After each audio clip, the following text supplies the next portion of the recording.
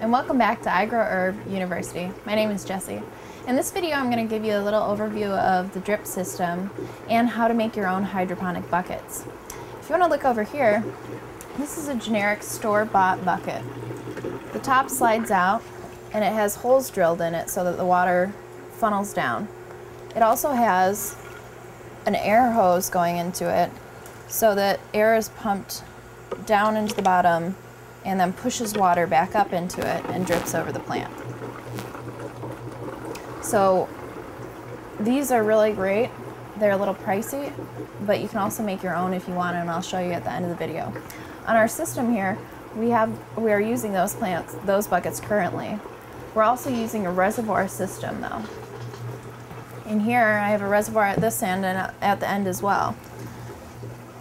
There's an air rock in here to keep it so it doesn't get stagnant. And also in there is a water pump.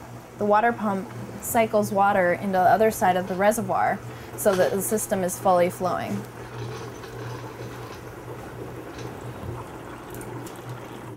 So you're going to need some quick connect pieces. This is a T and an elbow, and you may need an extra elbow. You'll also need some air tubing. This is small air tubing, and it's going to be used to connect the large air tubing that actually goes down in the bucket to make the drip system. This is the polyethylene tubing as well. You're also going to want 2 grommets, 2 on-off valves, PVC primer and PVC glue, a lid, and the bucket.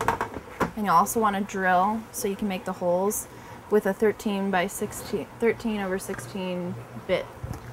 So we're going to start by putting the drip column together. So you're going to want the air hose. You're actually going to take the air hose and put it down a little bit, and then take the tubing, and that'll force the rest of the way through until it comes out the bottom.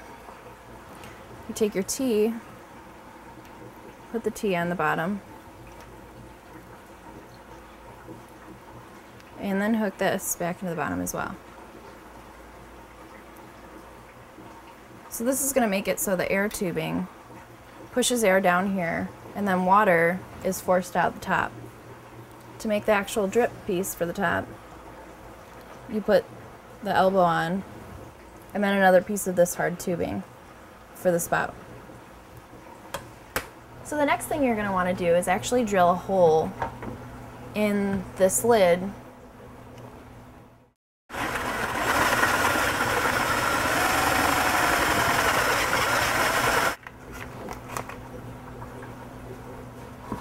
So if you're just going to have one bucket, you can use just this.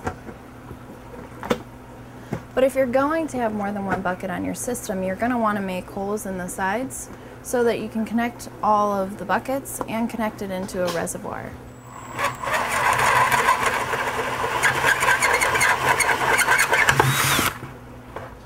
So then you're going to want to use primer, the PVC primer. Just put a little on the inside.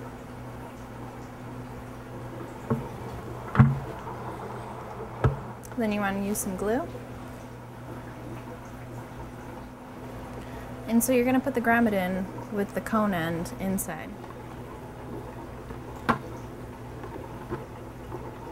And you're going to take the on-off valve. Okay. So now you need to see if your bucket will hold water, if it's airtight. So we're going to put some water in it.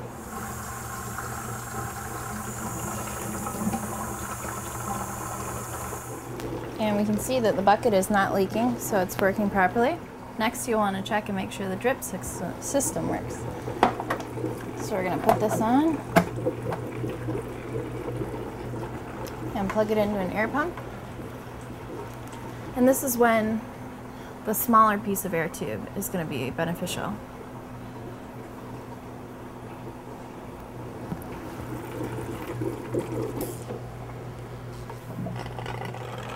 So if your spout is spraying too erratically, you can actually use another one of these connectors and just put it on like this.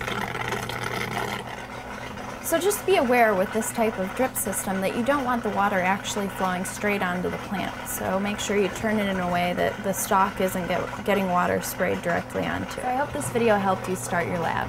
Until next time, I'm Jessi.